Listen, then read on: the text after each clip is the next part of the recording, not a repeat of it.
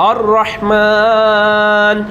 علم القرآن خلق الإنسان علمه البيان الشمس والقمر بحسبان والنجم والشجر يسجدان والسماء رفعها ووضع الميزان ألا تطغوا في الميزان وأقيموا الوزن بالقسط ولا تخسروا الميزان والأرض وضعها للأنام فيها فاكهة والنخل ذات الأكمام والحب ذو العصف والريحان فبأي آلاء ربكما تكذبان خلق الإنسان من صلصال كالفخار وخلق الجان من مارج من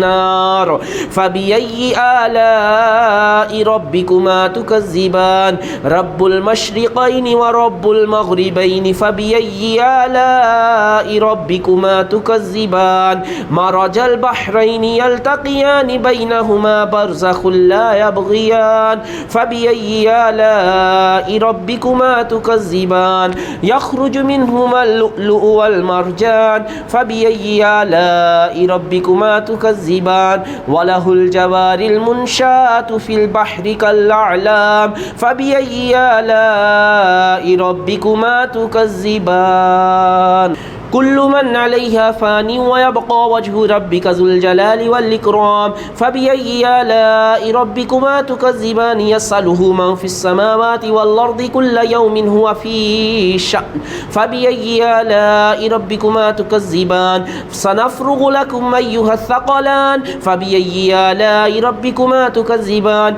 يا معشر الجن والإنس إن استطعتم أن تنفذوا من أقطار السماوات والأرض فانفذوا لا تنفذون إلا بسلطان فبأي آلاء ربكما تكذبان يرسل عليكما شواظ من نار ونحاس فلا تنتصران فبأي آلاء ربكما تكذبان فإذا انشقت السماء فكانت وردة كالدهان فبأي آلاء ربكما تكذبان فيومئذ لا يسأل عن ذنبه إنس ولا جان فبأي آلاء ربكما تكذبان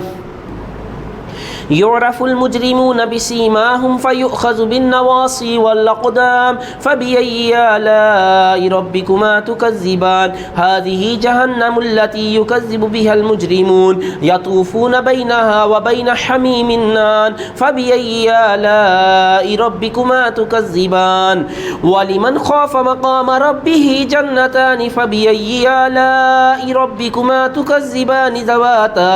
أفنان فبأي آلاء ربكما تكذبان فيهما عينان تجريان فبأي آلاء ربكما تكذبان فيهما من كل فاكهة زوجان فبأي آلاء ربكما تكذبان متكئين على فرش بطائنها من استبرق وجنى الجنتين دان فبأي آلاء ربكما تكذبان فيهن قاصرات الطرف لم يطمثهن إنس قبلهم ولا جان فبأي آلاء ربكما تكذبان كأنهن الياقوت والمرجان فبأي آلاء ربكما تكذبان هل جزاء الإحسان إلا الإحسان فبأي آلاء ربكما تكذبان ومن دونهما جنتان فبأي آلاء ربكما تكذبان مدهامتان فبأي آلاء ربكما تكذبان فيهما عينان نضاختان فبأي آلاء ربكما تكذبان فيهما فاكهة ونخل ورمان فبأي آلاء ربكما تكذبان فيهن خيرات حسان فبأي آلاء ربكما تكذبان حور مقصورات في الخيام لم يطن فبأي آلاء ربكما تكذبان لم يطمثهن إنس قبلهم ولا جان